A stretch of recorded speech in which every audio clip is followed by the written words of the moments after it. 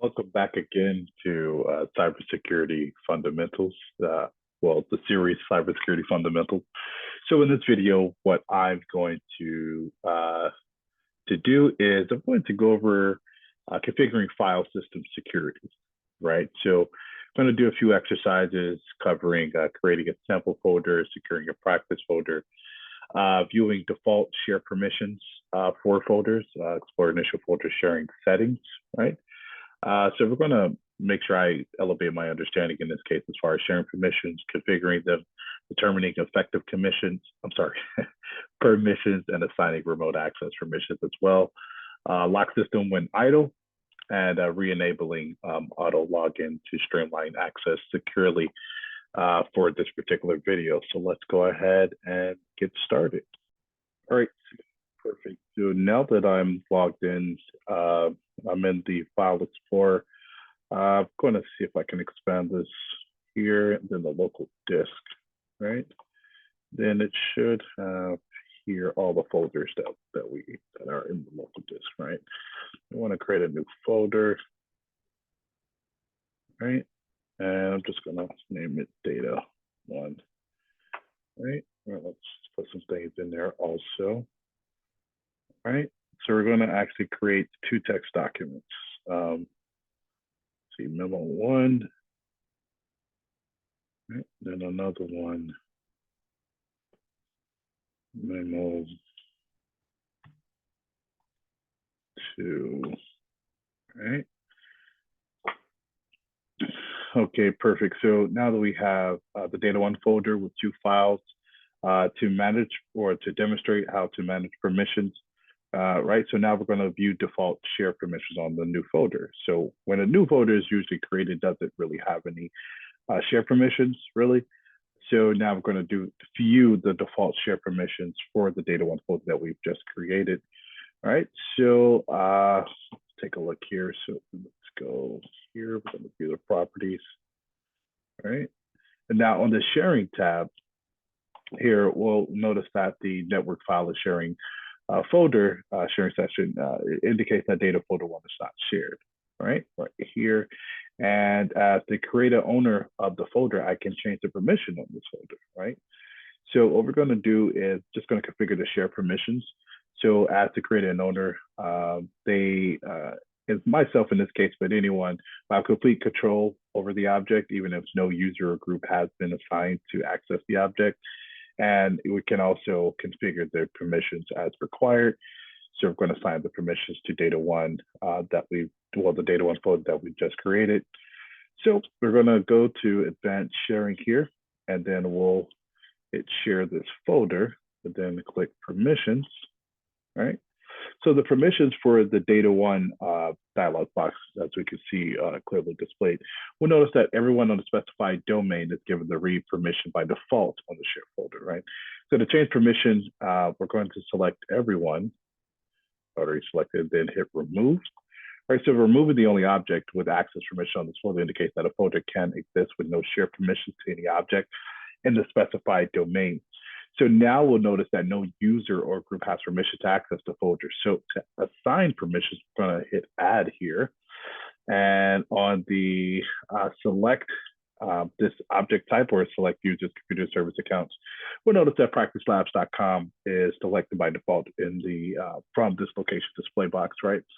So we'll see this implies that the system is configured to search the Practice Labs domain for objects to assign access permission. So to change the search location, we're going to click here. Then it should be a box that usually pops up like a security dialog box. No? Okay, so I'll just change it to the Practice Lab, the VMs that we're using here. And I'm going to click OK. Excuse me. And then for the object name, I'm going to use authenticated users. Right? Make sure I'm spelling it correctly. Oh, I can't spell today, or it's not keeping up with how fast I'm typing. Gosh. There it is. All right, perfect. Want to check. Make sure it's underlined so it recognizes what we want to have the object name as, right? And then we're gonna hit OK. Now we're back on the permissions for the data one dialog box, right? So we're gonna select full control under the allow column. And we'll notice that the change text box is selected automatically, right? And I'm gonna click OK here. Now we wanna note, it is a common practice to remove the share permissions for everyone that use authenticated users instead. This because it gives any network user who has successfully signed in the permission to connect to a shared resource, right? So now we're back on the event sharing dialog box. We're gonna hit OK here to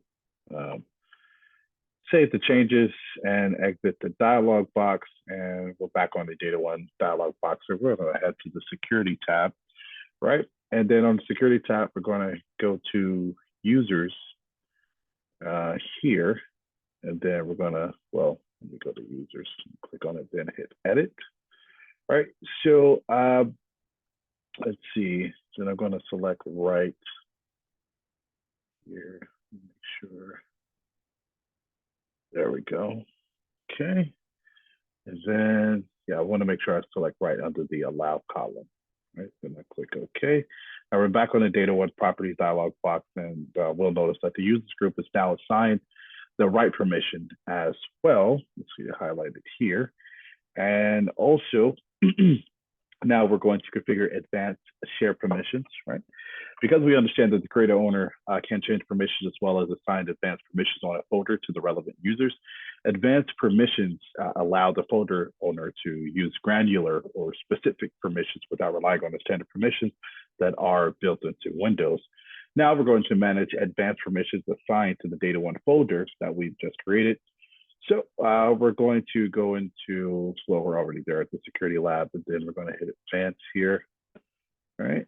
Now the advanced security settings, now that they're displayed, it just shows us the details of the permission for the data one folder that we see here. Now we're going to click disable inheritance, right? Then we're going to remove all inherited permissions from this object.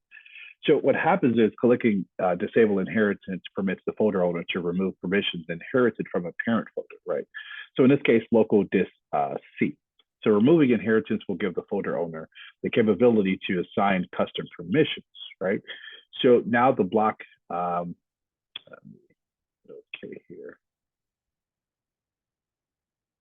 So now we've removed the inheritance. And we'll notice that all the permissions from inherited from the C drive has been removed, and only the permission for users it's left because we assigned it earlier, right? So we're going to click there, then we're going to hit edit, right? So now we're on the permission entry for data one for our folder, and we're going to click on the read and execute box. We're going to make sure that's checked, and we'll notice that the list folder contents and read were automatically selected. Then we're going to hit OK here.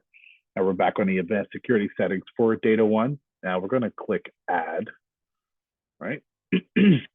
Now we see the permission entry, right, for data one. Then we're going to select a principal here.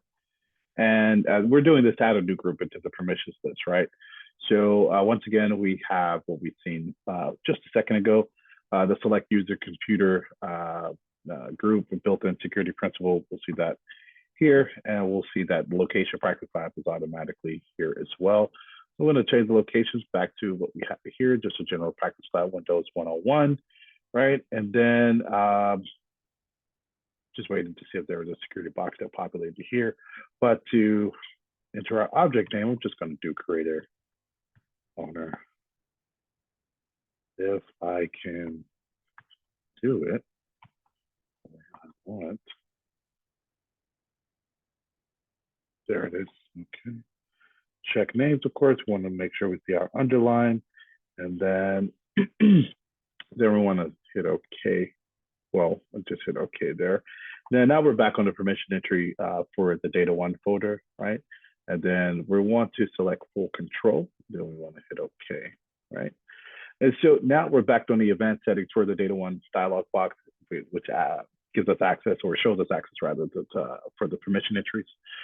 So we'll notice that the full control permissions are now assigned to the user creator owner, on the data one folder, right? We'll see that here. And now the current owner is any user. Again, as we've stated, that creates a folder or a file in the data one folder.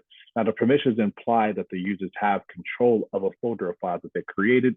Also, we'll notice that the permissions are assigned and not inherited, right? We'll see that located here. And now we'll click OK, we'll go back to the data one properties dialog box here. Now we're going to allow another user to sign out and sign in. But to do this first, I'll show you guys just here in a second. Just want to, let's see how I can do this. Do this here. All right.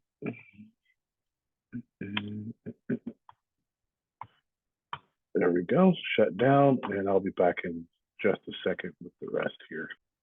All right, perfect. So we completely restarted and we logged in, re-logged in also.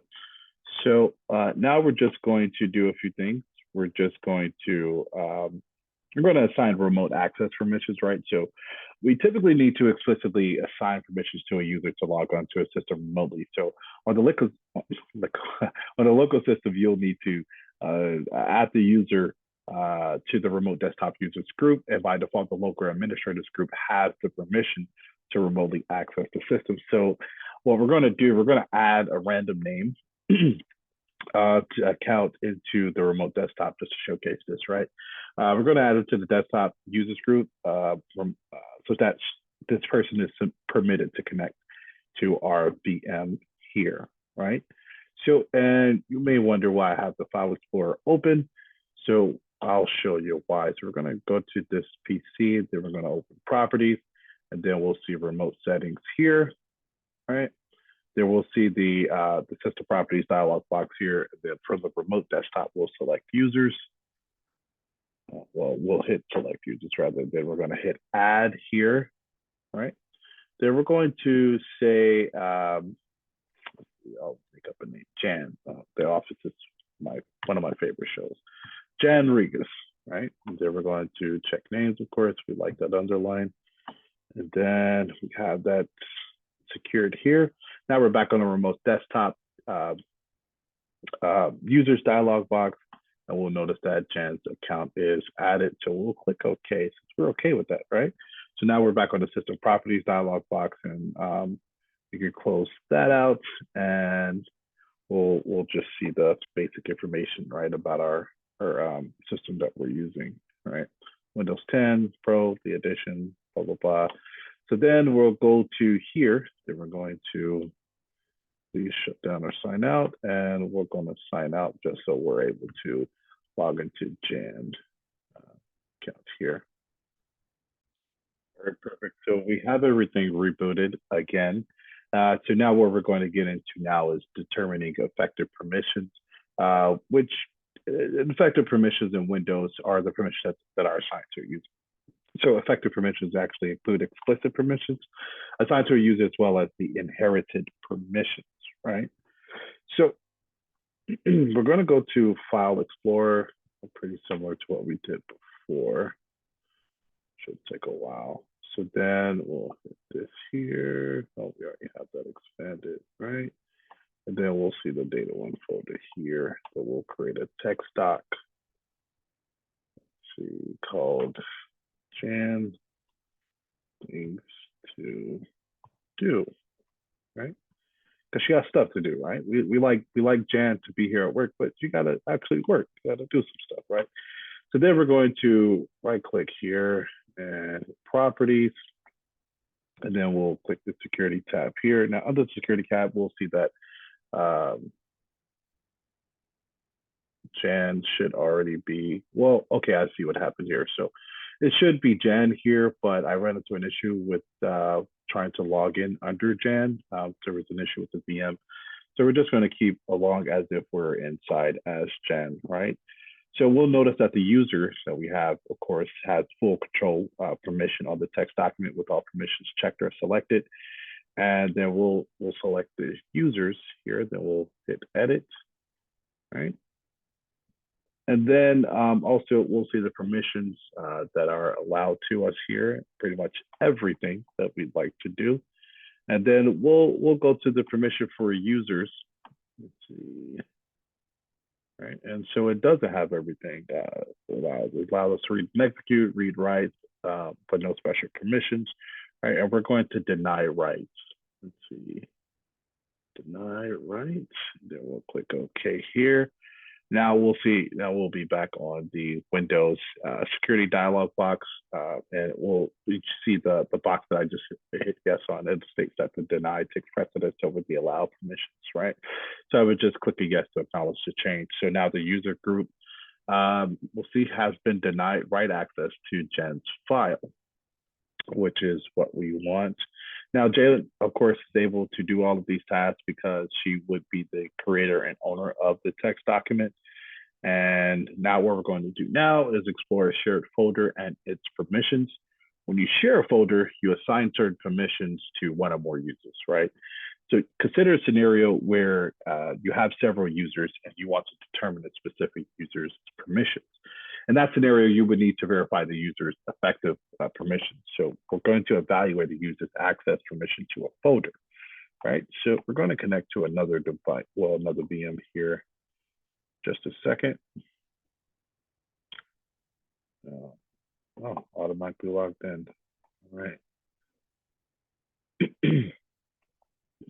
So we're going to expand this. That. So we're actually going to create a new folder. Marketing. All right. Now what we're going to do with this folder, we're going to change a few things here by going into property. And of course, we're going to go to the security tab. And then we're going to go to advanced. And then we'll click on the effective access. Then we'll see the user, select the user group. And then we're going to name this group for the at least the object names to select. We'll do Jan again. All right, check names. Yeah, that's what we like to see. And then now we'll be back now with the advanced security settings for the marketing dialog box. We'll now to see that the user group shows us Jan Regas indicates that a user account, right, that does have access. And then we're going to go to effective, well, view effective access rather, and then we'll see, different, as we see the further expand, we'll see that the effective column or effective access column indicates whether the user is allowed, which is a green tick mark, or denied, which is a red cross mark. And the permission column denotes the permission type for the user Jan Regas that we created just a moment ago. Then the access is limited by column, indicates the type of permissions given to the user, which is 5 permissions, right? Just wanted to go over that really quickly. Then we'll click OK here, right? Because we're pretty much all done. Well, for the most part, done. Want to make sure also to block a system when it's not in use. There will be times when you're away from your system. In these situations, of course, we want to stress to not only ourselves as IT professionals, but also end users that you should either lock your system, or if you do not have any applications running, you should sign out. You don't want to leave the system open and unattended, because anyone can gain access to your personal confidential data when your system is unattended and unlocked. And we'll just demonstrate that really quickly here. Lock, so we'll see practice labs. Administrator, as far as the account that I'm locked in, well, that I just locked rather. And that's pretty much it for this video. Thank you for watching.